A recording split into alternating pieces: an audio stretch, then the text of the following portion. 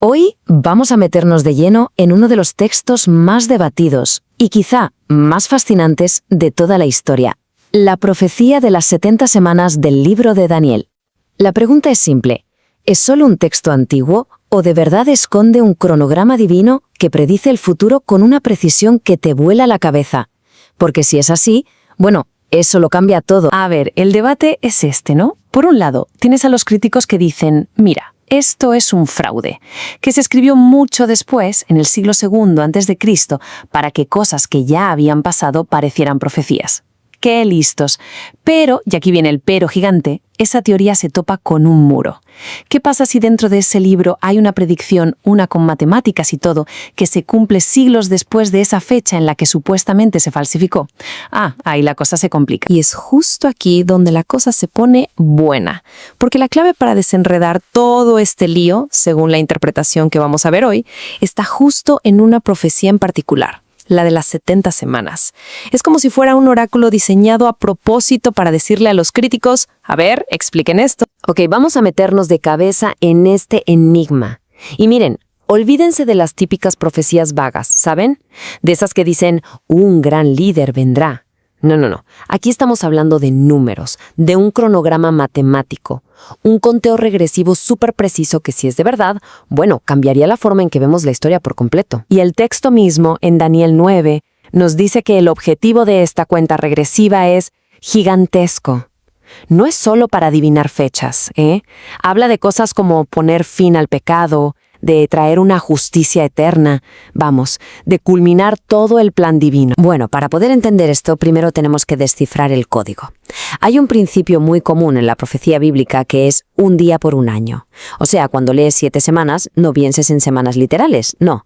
En realidad, estamos hablando de 70 veces 7 años, lo que nos da 490 años. Ese es el tiempo total con el que vamos a jugar. Y para que no nos explote la cabeza, la profecía lo divide en partes. La primera etapa, que es la que nos va a dar la primera fecha importante, dura 69 de esas 70 semanas. Hagamos las cuentas, es fácil. 69 semanas, o sea, 69 por 7, nos da 483 años. Y aquí, justo aquí, está el meollo del asunto.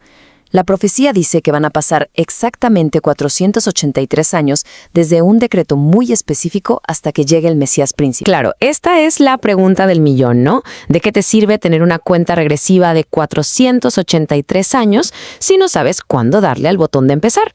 Por suerte, la profecía no nos deja a ciegas, nos da una señal de partida muy clara. Entonces, ¿cuándo empieza el reloj? La profecía es súper específica, la orden para restaurar y edificar Jerusalén.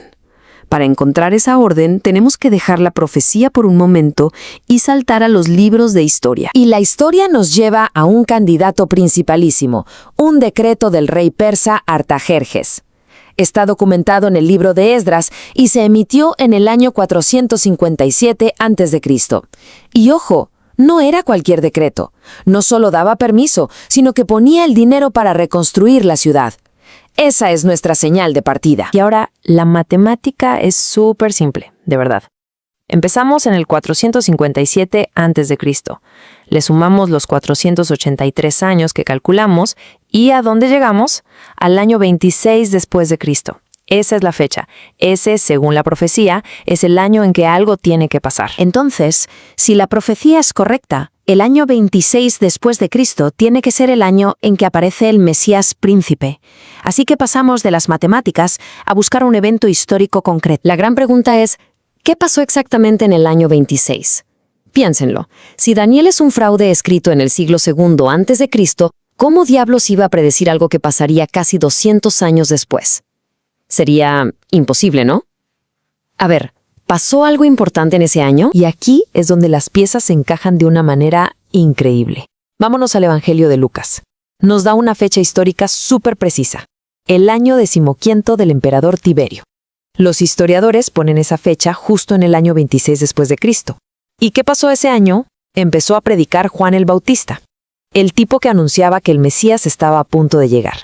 Justo en el año que la profecía había marcado. Pero esperen, que la cosa no acaba ahí.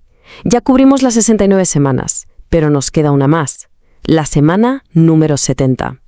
Son los últimos 7 años. Y según esta interpretación, es donde se detalla el ministerio y el destino final del Mesías. Y la profecía se vuelve todavía más específica si cabe. Dice que a mitad de la semana, o sea, después de 3 años y medio, al Mesías se le quitará la vida. Si sumamos 3 años y medio al 26 después de Cristo, nos vamos al año 30, más o menos. Pero hay más. Dice que su muerte haría cesar el sacrificio. Y claro, para la teología cristiana esto es clave. Su sacrificio en la cruz es el definitivo, el que hizo que todos los sacrificios del templo ya no fueran necesarios. Y por si fuera poco, la profecía también predijo que después de la muerte del Mesías, la ciudad y el templo iban a ser destruidos. Piénsenlo, si contamos una generación bíblica, que son unos 40 años, desde la crucifixión en el año 30, ¿a qué año llegamos? Al 70 después de Cristo, la fecha exacta en que los romanos destruyeron Jerusalén y el templo, cumpliendo una predicción hecha casi 400 años antes de la fecha que le ponen los críticos. Entonces, si juntamos todo, vemos que el punto clave no era solo un calendario, el propósito iba mucho más allá. Se trataba de anunciar un cambio total, fundamental en la relación entre Dios y nosotros. Hay una carta en la Biblia, la de los Hebreos, que lo clava. Dice que antes Dios hablaba muchas veces y de muchas maneras a través de los profetas. Era como recibir un mensaje a trocitos. Pero que ahora, en estos postreros días, nos ha hablado por el Hijo. ¿Ven la diferencia? La comunicación ya es directa, completa. La revelación final no es un texto. Es una persona. Así que, si volvemos al principio, a los objetivos de la profecía, vemos cómo todo encaja, al menos según esta interpretación.